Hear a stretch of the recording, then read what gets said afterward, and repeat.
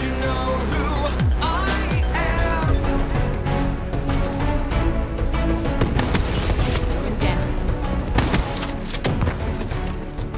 Welcome back, my dear friends of the universe, it's me Saj, and today I felt like we should talk a little bit about Call of Duty, because why not?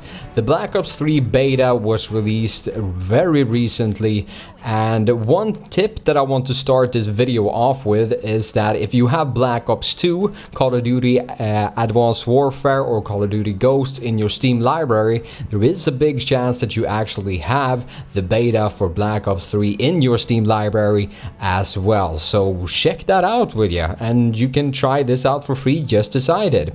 Now, I've been playing the Call of Duty series for a couple of years now, and I mainly started when Modern Warfare 2 was, Modern Warfare 2 actually was out for a quite long time before I actually started playing it. But then I started playing that and Modern Warfare 3, and then Black Ops, and then Black Ops 2, and I think Black Ops 2 was the one that I had the most fun with personally. And I'd never tried Call of Duty 4 for some reason. I think it just was before my time, sort of my time in Call of Duty, but that's supposedly one of the better entries in the Call of Duty franchise. Anyhow, I think that Treyarch does really good work when it comes to the Call of Duty series. Treyarch is the one that have done Black Ops 1 and Black Ops 2, and now they have come out with Black Ops 3 as well. I gotta say first off that I'm really bored with the futuristic, semi-futuristic shooters that comes out nowadays. I see why developers want to go this approach, because players just want more new features all the time, and it's actually easier to do this if you have really high or advanced equipment. So it's easy for developers to do this, and it's sort of been a trend to do futuristic shooters recently. I am actually a big sci-fi fan, but it's just becoming a bit too much. I feel like we need some sort of change in this. So yeah, we're just gonna have to see. I think the next Call of Duty will be something that is not futuristic, otherwise I'm gonna be really surprised. We just have to see with Battlefield 5, but that's totally off topic. Anyhow, I think Treyarch has actually done a really good job with this game, because Fallout? No, I've been playing Fallout Shelter too much recently. Black Ops 3 has actually been really fun, the beta when I played so far. There is some issues that I've had with the game. The first one that I realized was on some maps there are actually invisible walls. Now they have a mechanic where you jump, and it's sort of like a double jump, but you have like a meter which is like more like a jetpack. So the jetpack has this amount of boost, and then you can boost yourself a couple of times, so you can actually do like, I don't know, up to 7 or 8 small jumps if you want to. So it's not really like a double jump or something like that. It actually works really well, and there is the wall running mechanic, which actually feels kind of good. It feels kind of clunky at times, but I think it should feel clunky because you don't want to stick to walls too much. So I think that actually is a pretty good thing, that it feels like it actually feels. And there has been a lot of comparisons to Advanced Warfare and Titanfall and so on, and I think it's right to compare them to that because it's really similar. But I gotta say that Black Ops does everything better in my opinion. So Black Ops 3 really nice so far. It just feels right, and Treyarch knows how to do this, so I'm not that surprised if I'm gonna be totally honest. So yeah, what I was saying about invisible walls. The thing is, having a game with invisible walls, mostly the invisible walls are when you jump high. That was why I got into the jumping feature. When you jump high and you can't get up on a rock, for example, or jump over a ledge, which seems like you could jump over. In 2015, with a AAA title and have invisible walls, it's just not acceptable. That's not something that should be there, and I really hope they tweak the maps a little bit just to make some parts of the environment higher or something. They can just tweak the look of everything. It will change the dynamic a little bit because these invisible walls only work against your character, so you can't jump over, but you can still throw grenades and so on. So I guess there is a tactical aspect to be able to use those places that are in the specific maps. But still, invisible walls, a big no-no. And you might ask yourself, why do I have the FPS counter up in the right corner and why is it capped? Well, there is something that is really stupid with this game.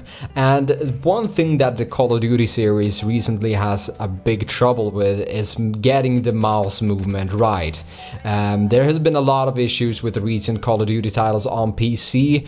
On console it's good because it's mostly optimized for consoles, but just on PC it's been a lot of issues with the sensitivity and mouse acceleration that you can't remove, and just fluctuating sensitivity issues where it just doesn't feel consistent and good. And I gotta say that there is an issue with this game, but I, lucky enough, knew about the issue before I got into the beta, and that's because apparently the sensitivity is somehow related to your frame rate.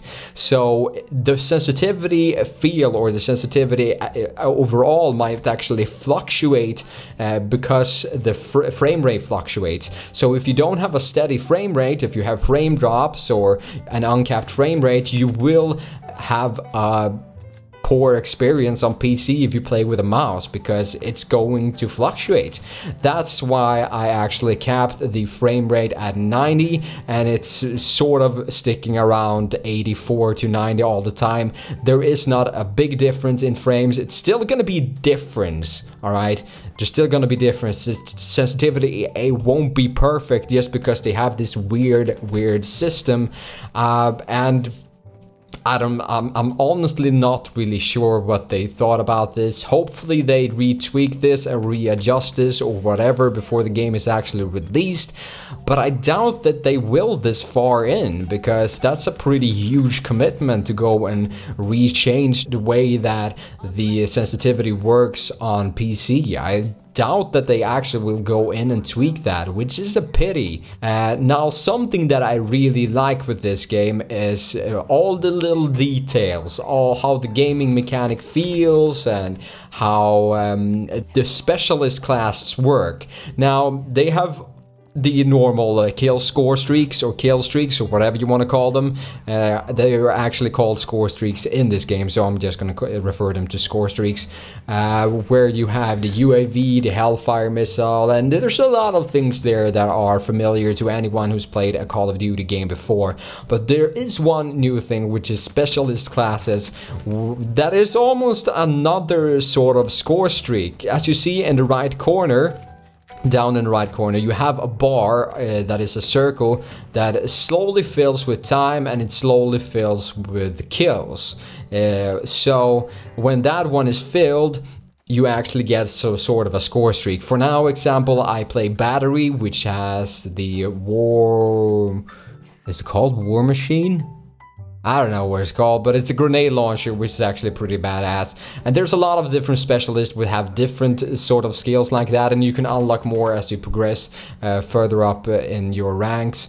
And I think this is a great add, and every sort of specialist has its unique appearance. So the appearance that you see of the characters are actually the kind of specialist that you're gonna meet, which sort of instantly shows you what you are up against. So I think I love that. I love that. And the maps are actually pretty decent, I gotta say. There's like one map that I like more than the other, but there is no map that I'm like, oh my god, this map sucks so hard. I mainly played Team Deathmatch. I don't know how they are on Domination and the other game modes, but on Team Deathmatch they work really well. They're decent. Not overly good, not overly bad, they're decent. They work, just as they should. Black Ops 3 has been really fun. It's a blast. So if you got an opportunity to actually try out the beta before you decide if you want to buy the game or not, then do so. I don't know if I'm gonna buy the game. I really enjoy the beta, but I don't know if it's enough. And there's still some issues that are weird that I just want them to focus more on the PC version of things. I know that Call of Duty is more focused on console than anything else nowadays, but still, it feels good when our PC community gets some love as well. Anyhow, if you got your own experience of Black Ops 3 right now, then please leave a comment below and leave your little opinion of stuff, and we can talk more about it. I would love to discuss more about Call of Duty overall with you guys. It's not something that I usually show on my channel because I am generally a little bit more interested in more hardcore games like Counter-Strike, for example, or Battlefield or Arma. There are sure gonna be really good players on this game, but the skill roof in Call of Duty will never be as high in those kind of more hardcore titles. I hope you understand when I reference to hardcore in the more, yeah. Anyhow, that's what I wanted to talk about. So until next time, guys. For now, I'm gonna leave you with the weirdest ending noises in any sort of game ever. Enjoy. Bye.